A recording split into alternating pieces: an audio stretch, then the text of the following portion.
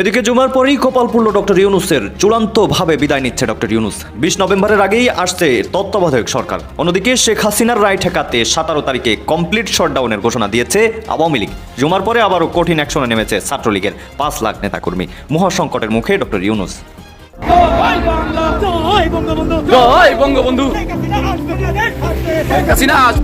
অনেক কিছুর পরে অবশেষে তত্ত্বাবধায়ক সরকার ব্যবস্থা ফিরছে এবং সেটা আদালতের রায়েই সম্ভবত ফিরছে।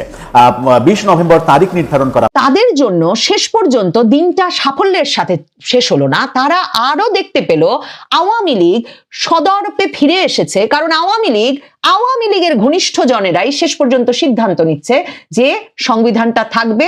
সংবিধানে যাকে আদেশে স্বাক্ষর করার অধিকার দেওয়া হয়েছে সেই রাষ্ট্রপতি সেই আদেশে সই করবেন। সেটা ওই জুলাই সনদ নাম হলেও সেটাতে রাষ্ট্রপতির আদেশই মেনে নিতে হবে। সেজন্য কেউ যদি গিয়ে আত্মহত্যা করেন, কেউ যদি নদীতে ডুবে মরতে চান ডুবে মরতে পারেন, রাষ্ট্র তাতে পরোয়া করে না। এগুলো নিশ্চিত করলেন কিনা সেনাপ্রধান ওয়াকারুজ্জামান আর রাষ্ট্রপতি শাহাবুদ্দিন চুপ্পু তাদের রাজপথে এত মহড়ার মধ্যে আর ফ্যাসিবাদী শক্তিকে যে কোনো ভাবে বিলোপ করে দেওয়া হবে এসব হুমকি ধামকির মধ্যে। তাহলে ইউনূস করছেনটা কি? অন্তর্বর্তীকালীন ইউনূস সরকার তাদের আইন শৃঙ্খলা রক্ষাকারী বাহিনী এবং তাদের মিত্র আওয়ামী বিরোধী রাজনৈতিক দলগুলো মিলে একরকম মহা সমারোহে কর্মসূচি দিয়ে সর্বোচ্চ সতর্ক থেকে আওয়ামী লীগের লকডাউন কর্মসূচি সফল করে দিয়েছে। রাজধানী ঢাকা সহ সারা দেশেই স্বাভাবিক জীবনযাত্রা ব্যাহত হয়েছে। গাড়ি ঘোড়া কম চলেছে। স্কুল কলেজ বিশ্ববিদ্যালয়ে ছাত্রছাত্রীর সংখ্যা ছিল হাতে গোনা, বেশিরভাগ বন্ধ থেকেছে। অফিস আদালতে রাজধানী ঢাকায় বেশিরভাগ মানুষ না পারতে কাজে বের হন নাই। আর ব্যক্তিগত গাড়ি বের করার তো প্রশ্নই ওঠে না। গণপরিবহনের সংখ্যায় মহাসড়ক থেকে রাজধানী ঢাকায় একেবারে কমে গেছে। সবচেয়ে বড় যে কথা, সারা ঢাকা শহর জামায়াতে ইসলামী এবং ছাত্র শিবিরের নেতা কর্মীরা ঘোষণা দিয়েই পয়েন্টে পয়েন্টে দখলে রেখেছিলেন। তাহলে রাজনৈতিক দলগুলো যখন মহড়া দিচ্ছে রাস্তায় রাস্তায়, তখন সাধারণ মানুষ যে নামবেন না সেটাই তো স্বাভাবিক। আর আওয়ামী লীগের কর্মসূচি ছিল ঠিক সেটাই, যে সাধারণ মানুষ ঘরে থাকবেন। তারা লক্ষাধিক কোনো লোকের মিছিল করে ফেলবেন বা ঢাকা শহরে মিছিলে মিছিলে সয়লাভ করে দিয়ে জামায়াতে ইসলামী বা ইসলামী ছাত্র শিবিরের সঙ্গে সরাসরি মারামারিতে জড়িত হয়ে পড়বেন রাস্তায়, এমন কোনো কর্মসূচি আওয়ামী লীগের তরফে শোনা যায় নাই। তবে জামায়াতে ইসলামী ছাত্র শিবির উৎসব মুখর পরিবেশে উত্তরায়, মগবাজারে, এখন আওয়ামী লীগের অফিসের সামনের জায়গাটা, সেটা আজকেই লক্ষ্য করলাম যে ওই সড়কটির নাম হয়েছে শহীদ আবরার ফাহাদ সড়ক। মানে বঙ্গবন্ধু অ্যাভিনিউ থেকে শুরু করে সারা ঢাকা শহরের মোড়ে মোড়ে, মোহাম্মদপুরে, ধানমন্ডিতে তারা নিজেরা মোতায়েন থেকেছেন, মানে বসে থেকেছেন। আইন শৃঙ্খলা রক্ষাকারী বাহিনীর ওপর না স্বরাষ্ট্র উপদেষ্টা না এই জামাত শিবির কেউ ভরসা রাখতে পারছিলেন না। তারা বলেছিলেন, স্বরাষ্ট্র উপদেষ্টাও তাদেরকে আমন্ত্রণ জানিয়েছিলেন যে তারাও যেন রাজপথ প্রহরা দেন, যাতে কিছুতেই আওয়ামী লীগ পথে না নামতে পারে। কারণ ওই যে গোয়েন্দা সূত্রে খবর ছিল লাখো লোকের সমাবেশ নাকি আওয়ামী লীগ করে ফেলতে পারে। আর এই দলগুলো জামায়াতে ইসলামী এবং ইসলামী ছাত্র শিবির কাল থেকেই ঘোষণা দিয়ে রেখেছিল আজ তারা ঢাকা শহর তাদের দখলে রাখবে। জামাত শিবিরের দখলে যখন ঢাকা শহর, তখন সাধারণ মানুষ পথে বেরোবেন সেটা ভাববার কোনো কারণ নাই।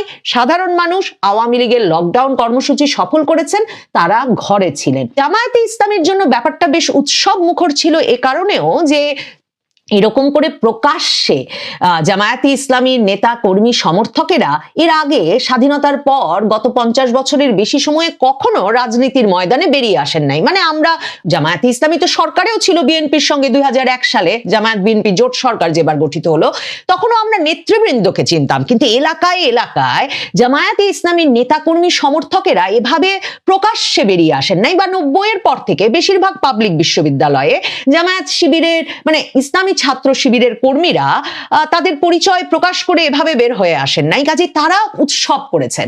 তারা বিভিন্ন রাস্তায় ক্রিকেট খেলেছেন। ওই যে আওয়ামী লীগ কার্যালয়ের সামনে শহীদ আবরার ফাহাদ সড়কে ক্রিকেট খেলার ছবি দেখছিলাম। উত্তরায় দেখছিলাম লাইন দিয়ে চেয়ার সাজিয়ে জামায়াতের নেতা কর্মীরা বসে আছেন বলে যে ছবি প্রকাশিত হয়েছে, দেখে মনে হচ্ছে পাড়ার মুরব্বীরা তারা প্রকাশ্যে বেরিয়ে এসেছেন যে তারা জামায়াতের রাজনীতি সমর্থন করেন এবং তারা বসে আছেন। কাজেই জামায়াতে ইসলামী ছাত্র শিবিরের জন্য রাজপথ এরকম প্রকাশ্যে বেরিয়ে এসে দখলে রাখার বিষয়টা খুব এক্সাইটিং ছিল। সেটা সারাদিন তাদের কার্যক্রমে পরিষ্কার। আবার ওই যে 2024-এর জুলাই আগস্ট থেকে একদল উন্মত্ত ক্রোধোন্মত্ত, মানে কি বলবো, পাগল মানুষজন যারা শুধু ভাঙচুর লুটপাট করতে চান এবং কেন যে তারা ক্রুদ্ধ তারা জানেন না, সেরকম একদল লোক যে এখনো ভীষণভাবে সক্রিয় আছে, যারা নাশকতা করতে চান, ভাঙচুর করতে চান, বিশৃঙ্খলা করতে চান, শুধুমাত্র এই নেশায় পথে বেরিয়ে আসছেন। তার প্রমাণ মেলে যখন ওই বঙ্গবন্ধু অ্যাভিনিউয়ে আওয়ামী লীগের কেন্দ্রীয় কার্যালয়টা, যেটা 5ই আগস্টেই কিন্তু ভাঙচুর হয়েছে, এরপরেও কয়েক দফায় ভাঙচুর হয়েছে, সেখানে গিয়ে একদল লোক কার্টন, কাঠের টুকরা এসব জড়ো করে আবার আগুন জ্বালিয়ে দিয়েছে।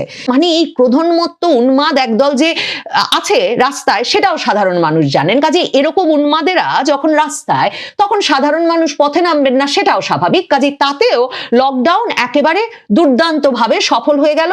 সারা ঢাকা শহরের মানুষ জানলেন 13ই নভেম্বর তারিখটি আওয়ামী লীগের লকডাউন কর্মসূচি ঘোষিত হয়েছে। কাজেই পুলিশ 2 দিন 3 দিন ধরে সাধারণ মানুষকে হেনস্থার চূড়ান্ত করেছে, তল্লাশি করেছে, যাকে তাকে সন্দেহ হলেই গ্রেফতার করার পরামর্শ উপদেশ দিয়ে রেখেছিলেন স্বরাষ্ট্র উপদেষ্টা, সেসব করেছে। এমনকি একটি ছেলেকে আজকে 32 নম্বর থেকে 14 বছর বয়সী এক কিশোরকে গ্রেফতার করা হয়েছে। সে নাকি বঙ্গবন্ধুর ওই পোড়া বাড়ির ইট খুলে নিয়ে আসতে গিয়েছিল। কাজে একজন কিশোরকেও গ্রেফতার করে ফেলা গেছে এবং বাংলাদেশের শীর্ষস্থানীয় সংবাদ মাধ্যমগুলো সে খবর দিচ্ছে। কিন্তু এখন আর তাদের কোনো মানবাধিকার নিয়ে প্রশ্ন নাই যে একজন কিশোরকে কিভাবে বঙ্গবন্ধুর বাড়িতে গেছে বলেই গ্রেফতার করে ফেলা যায়। কিন্তু আসল যে ঘটনা, কর্মসূচি দিয়েছে আওয়ামী লীগ প্রথমবারের মতো 2024-এর 5ই আগস্টের পর প্রথমবারের মতো একটা কর্মসূচি দিয়েছে। সেই কর্মসূচিটা সফল হওয়া ঠেকাতে শেষ পর্যন্ত কেউই পারলো না।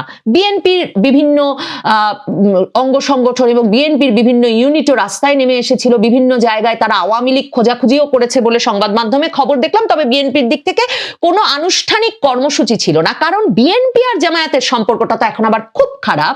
ওই জুলাই সনদ নিয়ে যে গণভোটটা আগে দিয়ে দেয় কিনা ইউনুস, তারপর জামায়াতে ইসলামী আওয়ামী লীগকে দমনের নামে এসব করে টোরে ইউনুস সরকারকে টিকিয়ে রাখার জন্যে রাজপথে নেমে এসে শেষ পর্যন্ত নির্বাচনটাকে যত ইচ্ছা পিছিয়ে দেয় কিনা, এসব অবিশ্বাস সন্দেহের মধ্যে তারেক রহমান তো গতকাল বলে বসেছেন যে আওয়ামী লীগের ছায়াতলে গিয়ে যেমন জামায়াতে ইসলামী আশ্রয় নিয়েছিল, এখন জামায়াতের ছায়াতলে ফ্যাসিস্ট পলাতক স্বৈরাচার মানে আওয়ামী লীগ আশ্রয় নিয়েছে কিনা সেটা নাকি আমাদের ভেবে দেখা দরকার।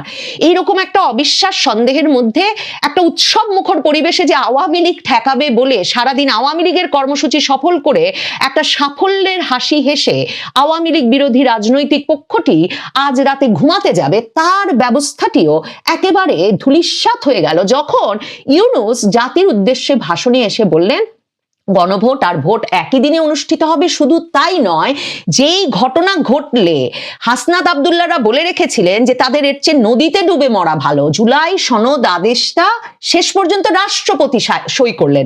মানে জামায়াতে ইসলামী জাতীয় নাগরিক পার্টি দুপুর 2:30টার সময় ইউনুসের ভাষণ শুনে একরকমের বজ্রপাতের মতো বুঝতে পারলো যে ফ্যাসিস্টের যেই দুই দোসর শেখ হাসিনা বাংলাদেশে রেখে গেছেন, মুখ্য যে দুই দোসর মানে রাষ্ট্রপতি শাহাবুদ্দিন চুপ্পু আর সেনাপ্রধান ওয়াকারুজ্জামান, তারাই শেষ পর্যন্ত কলকাঠি নেড়ে জুলাই সনদ আদেশটাকে সংবিধানের উপরে স্থান দেওয়ার যে স্বপ্ন সাত তাদের, 72-এর সংবিধানটা বাতিল করে দিয়ে এখন সংবিধান লিখে অনেক মাস বছর কাটিয়ে দিয়ে নির্বাচনটাকে অনেক পিছিয়ে নিয়ে যাওয়ার যে স্বপ্ন সাত তাদের, সব ধূলিসাৎ করে দিল এই ওয়াকারুজ্জামান আর এই শাহাবুদ্দিন চুপ্পু, শেখ হাসিনার দুই ঘনিষ্ঠজন। এই পরিস্থিতিতে জামায়াতে ইসলামী আর ছাত্র শিবির কিংবা জাতীয় নাগরিক পার্টি যারা পথে ছিল, তাদের জন্য শেষ পর্যন্ত দিনটা সাফল্যের সাথে শেষ হলো না। তারা আরো দেখতে পেল আওয়ামী লীগ সদর্পে ফিরে এসেছে, কারণ আওয়ামী লীগের ঘনিষ্ঠ জনেরাই শেষ পর্যন্ত সিদ্ধান্ত নিচ্ছে যে সংবিধানটা থাকবে। সংবিধানে যাকে আদেশে স্বাক্ষর করার অধিকার দেওয়া হয়েছে সেই রাষ্ট্রপতি সেই আদেশে সই করবেন। সেটা ওই জুলাই সনদ নাম হলেও সেটাতে রাষ্ট্রপতির আদেশই মেনে নিতে হবে। সেজন্য কেউ যদি গিয়ে আত্মহত্যা করেন, কেউ যদি নদীতে ডুবে মরতে চান ডুবে মরতে পারেন, রাষ্ট্র তাতে পরোয়া করে না। এগুলো নিশ্চিত করলেন কিনা সেনাপ্রধান ওয়াকারুজ্জামান আর রাষ্ট্রপতি শাহাবুদ্দিন চুপ্পু তাদের রাজপথে এত মহড়ার মধ্যে আর ফ্যাসিবাদী শক্তিকে যে কোনো ভাবে বিলোপ করে দেওয়া হবে এসব হুমকি ধামকির মধ্যে। তাহলে ইউনুস করছেনটা কি? একেবারে মর্মাহত, প্রতারিত, হতাশ হয়ে পড়েছেন এখন এই পক্ষটি। কারণ জামায়াতে ইসলামী জাতীয় নাগরিক পার্টি আসলে তাদের আসল দাবিটা কি?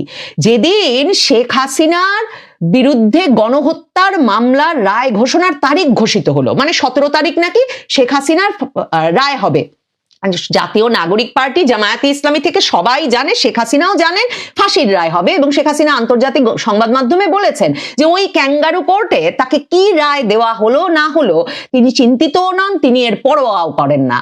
এবং কিন্তু দিনটা যখন শেষ হচ্ছে তখন আওয়ামী লীগের কর্মসূচি যেমন সফল, তেমনি জামায়াতে ইসলামী জাতীয় নাগরিক পার্টি টের পাচ্ছে তারা যে জুলাই সনদকে সংবিধানের ওপরে স্থান দিতে বলে আসলে জুলাই বিপ্লবকে সাংবিধানিক স্বীকৃতি দেওয়ার দাবি জানিয়ে আসছিল, যেটা আসলে সাদা বাংলা ভাষায় ওই কথাটা যে জুলাই বিপ্লবে যেসব ফৌজদারি অপরাধ হয়েছে, মানে তারা হত্যা করেছেন, আগুন দিয়েছেন, রাষ্ট্রীয় সম্পদে আগুন দিয়েছেন, পরবর্তীতে অগ্নিসংযোগ, লুটপাটের যেসব ঘটনা ঘটেছে, এসবের কখনো বিচার করা যাবে না, এই দায় মুক্তিটুকু তারা প্রত্যাশা করেছিলেন। এখন তারা দেখছেন দেশ বা ইউনূস তার জাতির উদ্দেশ্যে ভাষণের মাধ্যমে দেশকে একটা নির্বাচনের দিকে নিয়ে যাওয়ার বক্তব্য দিচ্ছেন। সেনাপ্রধান ওয়াকারুজ্জামান আর রাষ্ট্রপতি শাহাবুদ্দিন চুপ্পুর কথা শুনে, কারণ তারা বলে দিয়েছেন যে ওই জুলাই সনদকে সংবিধানের ওপর স্থান দেওয়া, জুলাই সনদের আদেশে রাষ্ট্রপতির বদলে ইউনূস স্বাক্ষর করা, কিংবা জুলাই সনদে জুলাই বিপ্লবকে সাংবিধানিক স্বীকৃতি দেওয়া এবং সংবিধানকে ছুঁড়ে ফেলা, 72-এর মুজিববাদী সংবিধানকে ছুঁড়ে ফেলা, এসব কোনো ছেলে খেলা হলে তারা এখন জরুরি অবস্থা ডাকবেন। জরুরি অবস্থা ডাকলে ইউনূস নিজে জানেন তার অবস্থাটা কত জরুরি হয়ে পড়বে। কাজে ওই সিচুয়েশন এড়াতে, ওই পরিস্থিতি এড়াতে তিনি ওয়াকারুজ্জামান আর চুপ্পুর কথা শুনতে বাধ্য হয়েছেন। এইদিকে এখন হাসনাত আব্দুল্লাহ নাহিদ, ইসলামরা থেকে শুরু করে জামায়াতে ইসলামীর নেতাকর্মীরা যারা এত বছর পরে প্রকাশ্যে বেরিয়ে এলেন, তারা সকলে মনে করছেন যে এমনকি বিএনপি নির্বাচনে নির্বাচিত হয়ে এলে সাংবিধানিক স্বীকৃতি না থাকায় তাদের বিপ্লবের, তাদেরকে ফৌজদারি অপরাধের দায়ে অভিযুক্ত করা হবে। কারণ তাদের নেতা কর্মী, জুলাই বিপ্লবের আন্দোলনকারীরা তো প্রকাশ্যে সংবাদ মাধ্যমের সামনে এসে বিভিন্ন ফৌজদারি অপরাধের দায় স্বীকার করেছেন, পুলিশ হত্যার দায় স্বীকার করেছেন, থানা লুটপাটের দায় স্বীকার করেছেন, বাংলাদেশ টেলিভিশন ভবন পুড়িয়ে দেওয়া, সেতু ভবন পুড়িয়ে দেওয়ার দায় স্বীকার করেছেন, মেট্রো রেল স্টেশনে আগুন দেওয়ার কথা বলেছেন। এই অভিযোগগুলোর বিচার যে কোনো সরকার যে কোনো সময় করতে পারবে। যখন তারা শেখ হাসিনার ফাঁসির রায় সেটা সেলিব্রেট, সেটা উদযাপন করার জন্য প্রস্তুত হচ্ছেন, তখন এখন তারা ইউনূসের শেষ পর্যন্ত ওয়াকারুজ্জামান আর রাষ্ট্রপতি চুপ্পুর কাছে আত্মসমর্পণের ফলশ্রুতিতে দেখছেন তাদের চোখের সামনে ফাঁসির দড়ি ঝুলছে। কাজেই আওয়ামী লীগ 13 তারিখ যে ফিরে এলো আসলে নানা প্রক্রিয়ায় ফিরে এলো। একদিকে লকডাউন সফল করার মাধ্যমে ফিরে এলো, একদিকে এইসব মানে 72-এর সংবিধান বাতিল করার যেই দাবি দমকে দমকে এই বিপ্লবীরা, জামায়াতে ইসলামী, ইসলামী ছাত্র শিবির, জাতীয় নাগরিক পার্টি সহ তাদের সমমনা দলগুলো প্রায়শই উঠিয়েছে এবং উঠিয়ে সভা সমাবেশ গরম করার চেষ্টা করেছে, সংবাদ মাধ্যমে তত্ত্ব দেওয়ার চেষ্টা করেছে। সেই সব স্বপ্ন ধূলিসাৎ হয়ে গেছে। এই প্রত্যেকটা জিনিস হিসাব করতে করতে জামায়াতে ইসলামী জাতীয় নাগরিক পার্টিকে আজ রাতে ঘুমাতে যেতে হচ্ছে এটা ভাবতে ভাবতে যে তারা যে প্রকাশ্যে চলে এলেন এই ঝুঁকি থেকে, ফাঁসির যে দড়ি তারা সামনে ঝুলতে দেখছেন সংবিধানটা বাতিল না হওয়ার ফলে, এসব ঝুঁকি থেকে তারা নিজেদেরকে কি করে মুক্ত করে রাজনীতিতে এখনো প্রাসঙ্গিক রাখবেন।